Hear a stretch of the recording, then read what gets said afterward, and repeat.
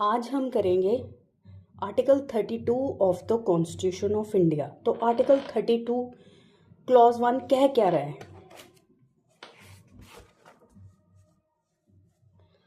Article 32 clause 1 says that the right to move the Supreme Court by appropriate proceeding for the enforcement of the right conferred by this part is guaranteed. This part means part 3 of the Constitution of India. तो ये हमें दे रहा है right to move the Supreme Court through appropriate proceeding for the enforcement of fundamental right conferred by part 3 of the Constitution of India is guaranteed. तो guarantee क्या कर रहा है? Right to move the Supreme Court for the enforcement of our fundamental rights. तो तीन चीज़ें हैं इसमें. Right to move the Supreme Court by appropriate proceeding, enforcement of fundamental right is guaranteed. ठीक है, अब इसका मतलब समझो.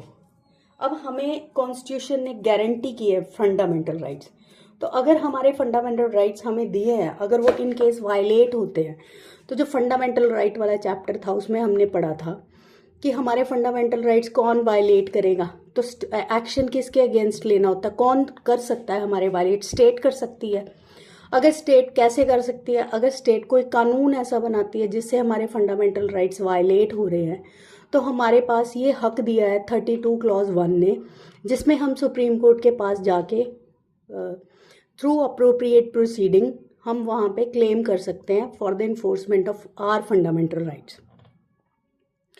अब यहाँ पे इसका मतलब निकल के ये आता है कि declaration of fundamental right is meaningless. अब अगर कॉन्स्टिट्यूशन ने हमें फंडामेंल राइट्स दे दिए और अगर इसको इन्फोर्स करने की मशीनरी ही ना दी, हमारे पास मशीनरी अवेलेबल नहीं है, राइट्स जो दे दिए उसकी वायलेशन हो रही है, लेकिन रेमेडी के लिए हमें कोई बताया ही नहीं, कोई डायरेक्शन ही नहीं है कि हम कहाँ जाके अपना रिड्रेसल लें ग्रीवियंस का.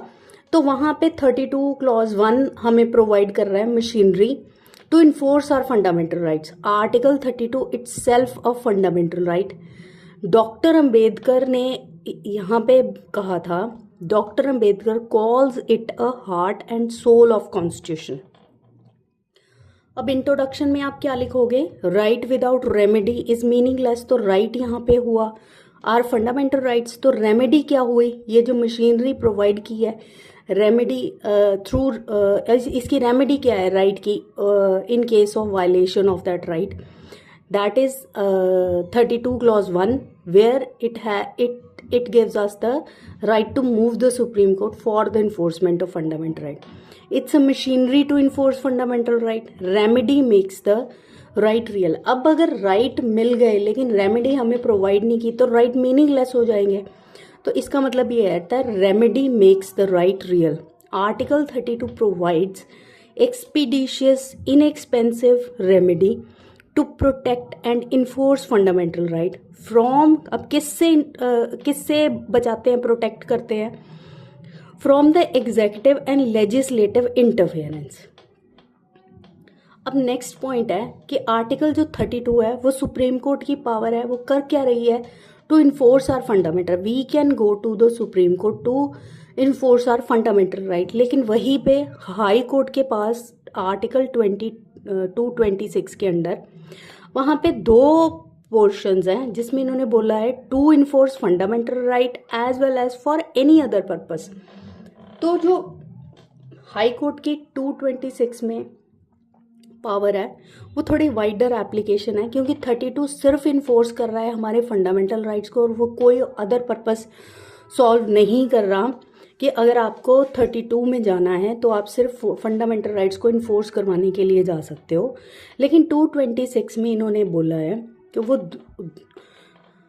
उसकी वहाँ पे रेमेडी हमें क्या मिल रही है? एक तो इन्फोर्स कर रहा है फंडामेंटल राइट्स को, और फॉर एनी अदर पर्पस अगर कोई दिक्कत है, हमें अदर लीगल राइट्स हमारे वायलेट हो रहे हैं, तो उसको भी हम इन्फोर्स करवाने के लिए फॉर एनी अदर पर्पस के लिए भी हम आर्टिकल 226 के अंडर हाई कोर्ट में जा सकते हैं.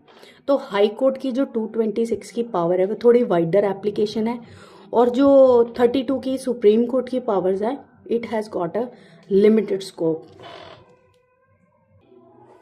अब नेक्स्ट पॉइंट में हम करेंगे कि जैसे इन्होंने बोला कि 226 में हाई कोर्ट के पास पावर है to enforce our fundamental rights and for any other purpose है। अब यहाँ पे अगर सुप्रीम कोर्ट की 32 की पावर देखी जाए तो ये सिर्फ इन्फोर्स फंडामेंटल राइट कर रहा है, लेकिन जो 139 है उसको अगर पार्लियामेंट यूज करती है तो सुप्रीम कोर्ट की power becomes equals to article the power of the high court. तो to equate power of supreme court as of high court 139 क्या कह रहा है? It empowers parliament to make law which confers on supreme court power to issue directions, orders, writs including writ of high court, habeas corpus, certiorari, mandamus, quo warranto or prohibition for any other purpose other than under 32 clause 2 of the constitution. अभी इसका क्या मतलब है कि supreme court के power, जो supreme court की power है वो कहाँ से आ रही है? वो 32 क्लॉज 2 से आ रही है। 32 क्लॉज 1 तो हमें सिर्फ एक डिक्लेयर कर रहा है कि right to move the supreme Court for the enforcement of fundamental right, एक गारंटी किया है, लेकिन 32 क्लॉज 2 से हमें वहां पे राइट्स मिल रहे हैं। तो क्या राइट है सुप्रीम कोर्ट के पास? The supreme court shall have the power to issue directions, orders or writ including writs in the nature of habeas corpus, mandamus, prohibition, quo warranto and certiorari whichever may be appropriate for the enforcement of any of the rights। अब यहाँ पे इनको power है issue करने की directions, orders और writs including all these 5 writs just to enforce the fundamental rights.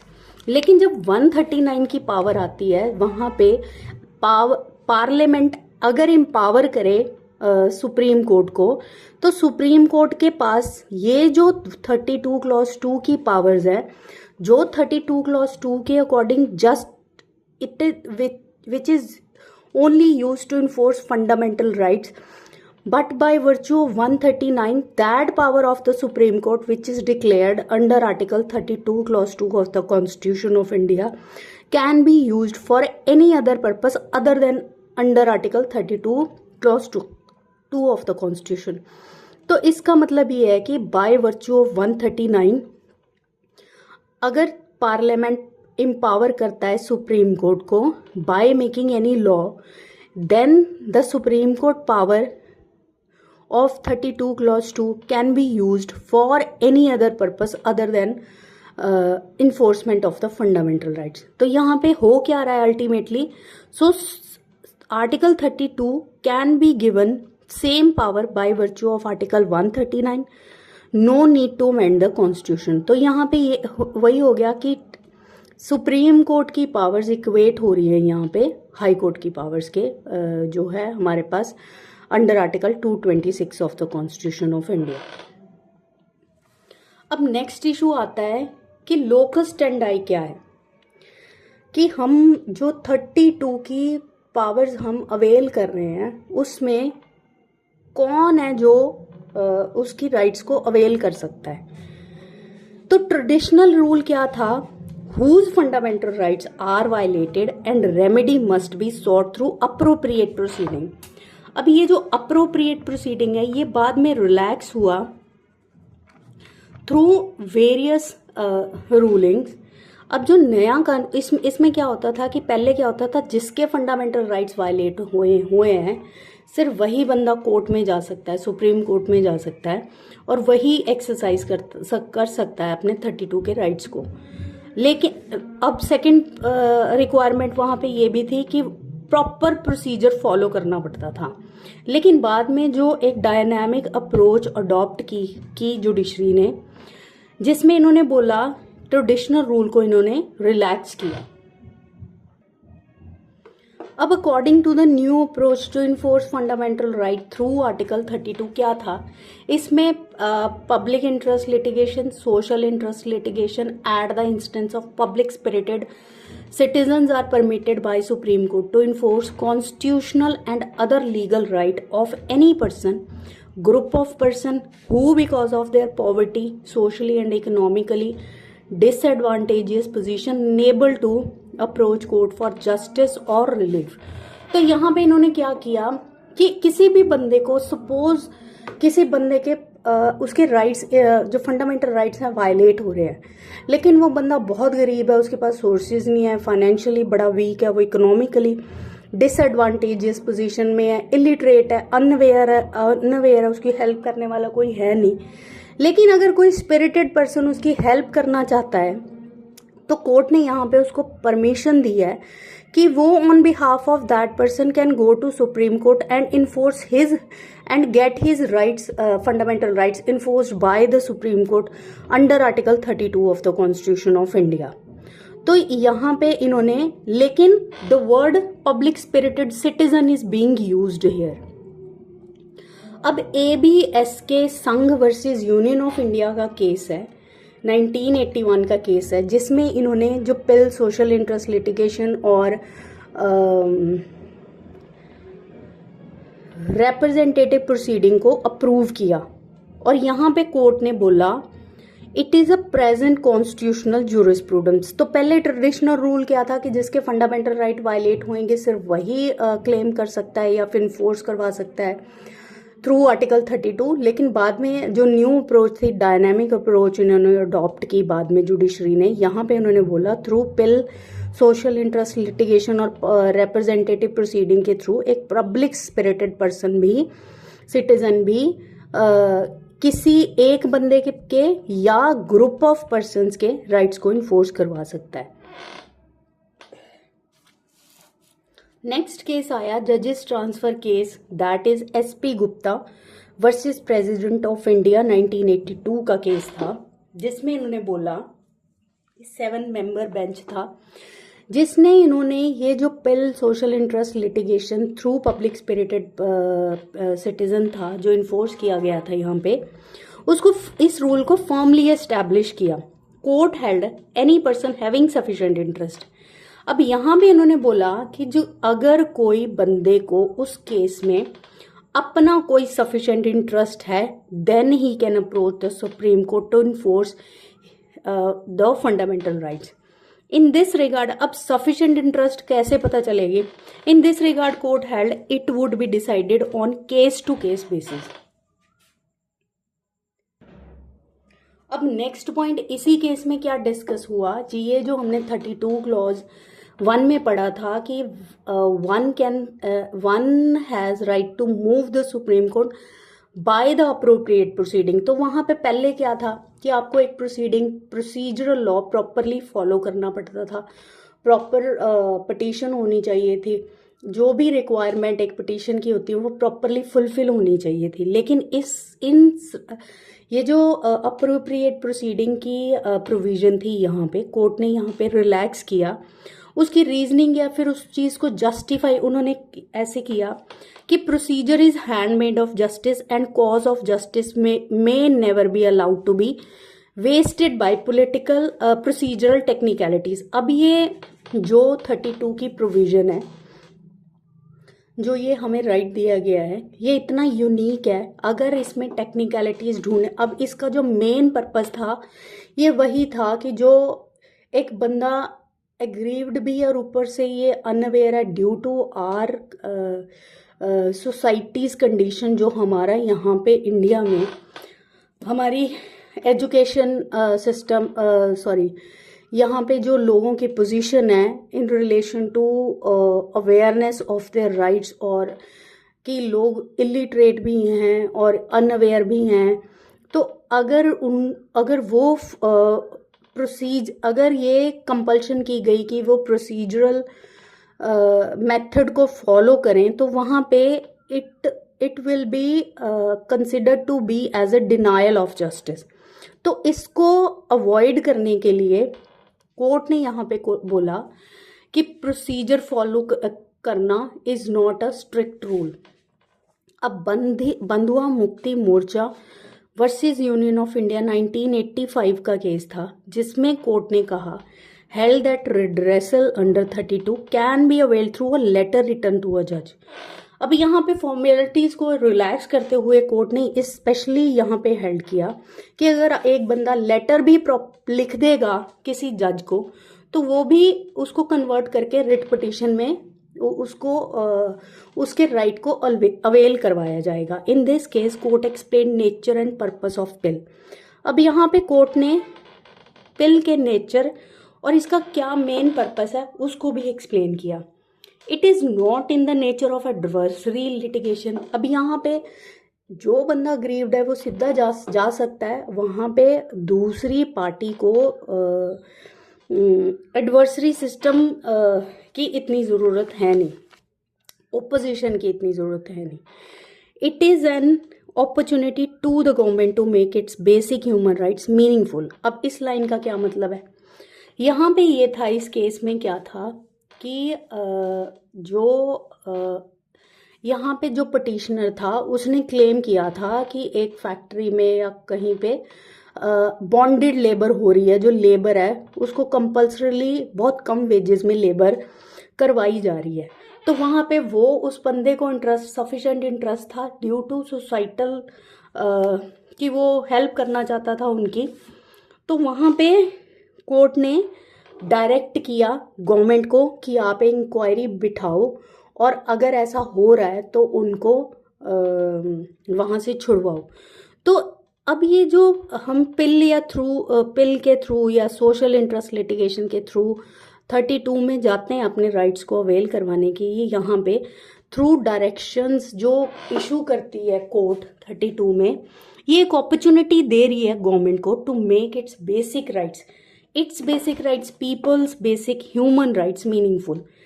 तो अगर वहाँ पे नेग्लिजेंट हो भी रही है कोर्ट, लेकिन यहाँ पे अगर कोई क्लेम करने जाता है और कोर्ट को पता चलता है आफ्टर इंक्वायरी अगर कोई चीज़ निकल के आती है, तो कोर्ट वहाँ पे डायरेक्ट करती है गवर्नमेंट को टू मेक अमेंड्स। तो वहाँ पे कोर्ट क्या करती है, तो कोर्ट के पास एक अपॉर्चुनिटी आती है कि जो किसी इंडिविजुअल के, जो विक्टिम के या ग्रीव्ड पर्सन के बेसिक ह्यूमन राइट्स हैं उनको मीनिंगफुल बनाए। In MC Mehta versus union of India 1987 का केस है, जिसमें इन्होंने PIL social interest litigation under article 32 के स्कोप को थोड़ा वाइडर किया। अब इस केस में MC Mehta versus union of India के केस में एक क्वेश्चन अराइज हुआ जो पिछले केस में हमने पढ़ा था कि लेटर के थ्रू भी हम 32 के राइट को अवेल कर सकते हैं और उस लेटर को कन्वर्ट कर देगी कोर्ट इनटू रिट पिटीशन और फिर उस बंदे की सुनवाई होएगी। तो यहाँ पे बंधुआ मुक्ति मोर्चा के केस में जस्टिस पाठक ने एक एप्रीहेंशन एक्सप्रेस किया, जिसमें उन्होंने बोला हिज लॉर्डशिप एक्सप्रेसली तो उस केस में जस्टिस पाठक ने कहा कि ये जो लेटर है ये हमेशा कोर्ट को रेफर करेगी, किसी पर्टिकुलर इंडिविजुअल जज को नहीं करेगी। लेकिन MC Mehta versus union of India के केस में इस इशू को रिजॉल्व किया गया और जस्टिस भगवती ने इस एप्रीहेंशन ऑफ जस्टिस पाठक को एक्सप्रेसली रेफर करते हुए ये डिसाइड किया, court in this case held it would be a denial to poor because he might not know only a particular judge। तो इस केस में हेल्ड हुआ कि लेटर है जो एक पर्टिकुलर जज को भी दिया जा सकता है और वो वैलिड माना जाएगा अंडर आर्टिकल 32 कॉन्स्टिट्यूशन के, और ये ज़रूरी नहीं है कि वो कोर्ट को ही रेफर करेगा। अब नेक्स्ट पॉइंट है कि गाइडलाइंस डिसाइड हुई, प्रोवाइड की गई MC Mehta versus union of India 1987 के केस में। यहाँ पे इन्होंने क्या बोलता, पहले तो widened scope of pill social interest litigation under article 32। अब वही है, इन्होंने यहाँ क्या किया कि लेटर के थ्रू भी आप पिल अप्रोच कर सकते हो। हेल्ड लेटर टू पर्टिकुलर जज without filing affidavit along with is sufficient. अब यहाँ पे क्या कहा कि सिर्फ आप अगर लेटर भी दे रहे हो, रेफर कर रहे हो किसी इंडिविजुअल जज को या कोर्ट को, तो वहाँ पे एफिडेविट की प्रोविज़न भी रिक्वायर नहीं की, कंपल्शन नहीं है कि वहाँ पे एफिडेविट देने की ज़रूरत भी नहीं होगी। अब नेक्स्ट पॉइंट इस केस में ये हेल्ड हुआ कि जो कंपनसेटरी या रिमीडियल रिलीफ हैं ये हम वैसे तो सिविल प्रोसीडिंग में लेते हैं। अब यहाँ पे कोर्ट ने कहा कि article 32 can not be used as substitute for claiming compensation for infringement of fundamental. अब कंपनसेशन आप नहीं ले सकते आर्टिकल 32 में अगर आपके फंडामेंटल राइट्स वायलेट हो रहे हैं, but remedial relief under article 32 if class is effective. लेकिन अगर क्लास अफेक्ट हो रही है देन आप कंपनसेटरी या रिमीडियल रिलीफ क्लेम कर सकते हैं आर्टिकल 32 में।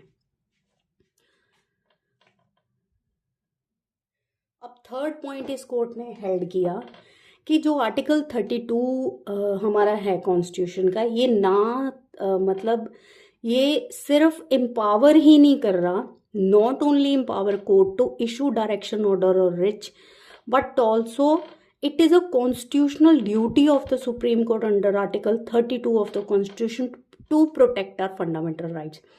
और इस पर्पस के लिए and for this purpose provide incidental and ancillary power to enforce fundamental. अब उसके पास इतनी वाइडर पावर है 32 में कि वो इस राइट को या फिर इस ड्यूटी को प्रॉपरली और इफेक्टिवली एक्सरसाइज कर सके।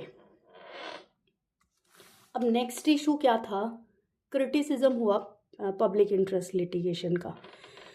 Despite beneficial effect this new strategy is criticised, court will be flooded. अब फर्स्ट पॉइंट इन्होंने क्या क्रिटिसिज्म का क्या इन्होंने बोला, इन्होंने कहा कि ऐसे तो the court will be flooded with numerous litigation resulting into delay of material cases. मतलब अगर इतना इजीली पहुंचा जा सकता है कोर्ट तो कोई भी वहां पहुंच जाएगा, और उससे क्या होएगा कि जो मटेरियल केसेस हैं उनका डिले होता रहेगा और ट्रैफिक ज़्यादा हो जाएगा।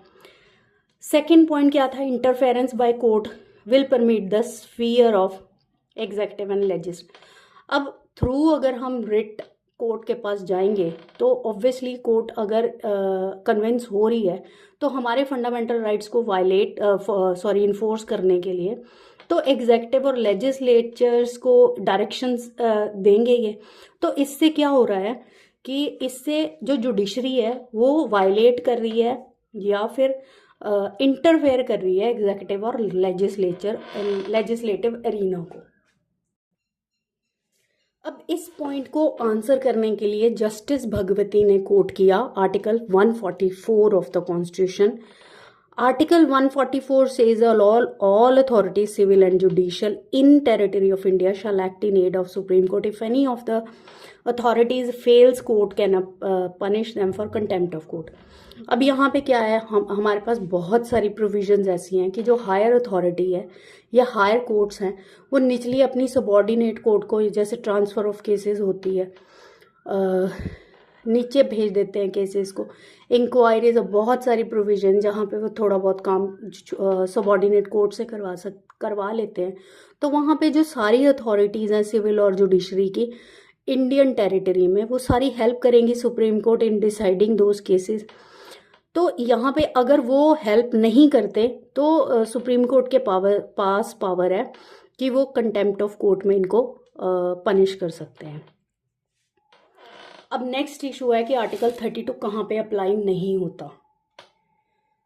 तो आर्टिकल 32 है जो to petitions to enforce right under agreement and award. अब यहाँ पे ये है, सपोज ए और बी के बीच में कोई अग्रीमेंट हुआ और वहाँ पे कोई डिस्प्यूट अराइज हुआ जहाँ पे कोई राइट अराइज हो रहा था, उस इशू को या फिर किसी ट्राइब्यूनल में एक बंदे के फेवर में कोई अवार्ड डिक्लेयर हुआ, इन चीज़ों को इन्फोर्स करवाने के लिए आप 32 में नहीं जा सकते। Article 32 is reserved exclusively to enforce fundamental right. अब आर्टिकल 32 की नेचर क्या है, इसकी पावर का। Article 32 not a discretionary power of the court. Once infringement of fundamental right is proved, petitioner is entitled to relief under Article 32 of the Constitution of India. अब जो article 32 clause 2 है, ये क्या कह रहे हैं? अब जो आर्टिकल 32 क्लॉज 1 है, ये तो हमें राइट दे रहा है, गारंटी कर रहा है कि आपके पास राइट है। अगर आपके फंडामेंटल राइट्स वायलेट हो रहे हैं तो उनको इन्फोर्स करवाने के लिए आप सुप्रीम कोर्ट में जा सकते हो। इस राइट की गारंटी कर रहा है 32 क्लॉज 1। लेकिन जो सुप्रीम कोर्ट की पावर्स है अंडर 32, वो है 32 क्लॉज 2 में, जिसमें इन्होंने बोला कि सुप्रीम कोर्ट के पास पावर है कि वो इशू कर सकती है डायरेक्शंस, ऑर्डर्स और writ including these 5 writs to enforce fundamental rights. ठीक है, तो it is a guarantor and protector of fundamental right as it is used to enforce fundamental right. It is empowered to issue appropriate direction, order, writ, including writ in the nature of high court, habeas corpus, mandamus, quo warranto, certiorari और prohibition. अब यहाँ पे है कि language of article 32 clause 2 is so wide that it permits all necessary adaptation without legislative sanction from time to time so as to enable effective enforcement of fundamental right. तो 32 clause 2 की जो language है वो इतनी wide है, इतना wider scope है उसका, कि उसको लीगल सैंक्शन लेने की ज़रूरत नहीं पड़ती कोई भी काम को करने के लिए।